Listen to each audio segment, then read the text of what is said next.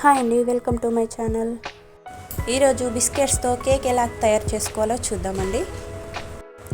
నేనైతే 2 biscuit packets తీసుకున్నాను. ఆ బిస్కెట్స్ అన్నిటిని ఒక గిన్నెలో వేసుకోవాలి. నేను తీసుకున్న బిస్కెట్స్లో ఎక్కువగా క్రీమ్ లేదు కాబట్టి నేను క్రీమ్ కూడా వేసుకున్నాను. ఓరియో బిస్కెట్ అయితే క్రీమ్ని తీసేయాలి.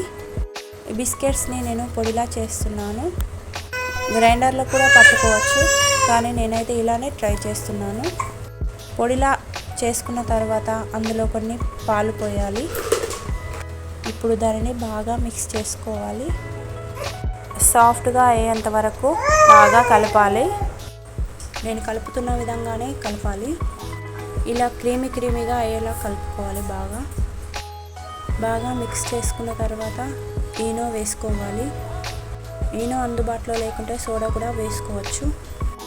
మళ్ళీ ఒకసారి బాగా మిక్స్ చేసుకోవాలి. బాగా మిక్స్ చేసుకున్న తర్వాత ఒక సాఫ్ట్ బౌల్కి ఆయిల్ బాగా రాసుకొని ఈ మిక్స్ని అందులో పోసుకోవాలి. ఇప్పుడు ఒక కడాయి పెట్టుకొని అందులో ఒక స్టాండ్ సెట్ చేసి ఈ కేక్ని అందులో పెట్టాలి. ఇప్పుడు ఈ ప్యాన్ని స్టవ్ మీద పెట్టుకోవాలి.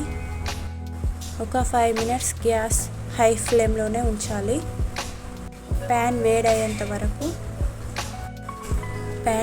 తర్వాత గ్యాస్ సిమ్లో పెట్టుకోవాలి. చూడండి, కేక్ రెడీ అయిపోయింది. లోపలి దాకా ఉడికిందో లేదో చూస్తున్నాను. ఇప్పుడు కేక్ని ఒక ప్లేట్లో వేయాలి. కేక్ చల్లారేంత వరకు చూడాలి, లేదంటే చూడండి, నేను వేడిగా ఉన్నప్పుడే చేశాను, ఇలా అయిపోయింది. కేక్ చూడండి, స్పాంజీగా ఎంత బాగా వచ్చిందో. పిల్లలు కూడా ఈ బిస్కెట్స్ని చాలా బాగా ఇష్టపడతారు. మీరు కూడా ఇంట్లో ట్రై చేయండి. నా వీడియో మీకు నచ్చినట్టయితే లైక్ చేయండి, షేర్ చేయండి, సబ్స్క్రైబ్ చేసుకోండి.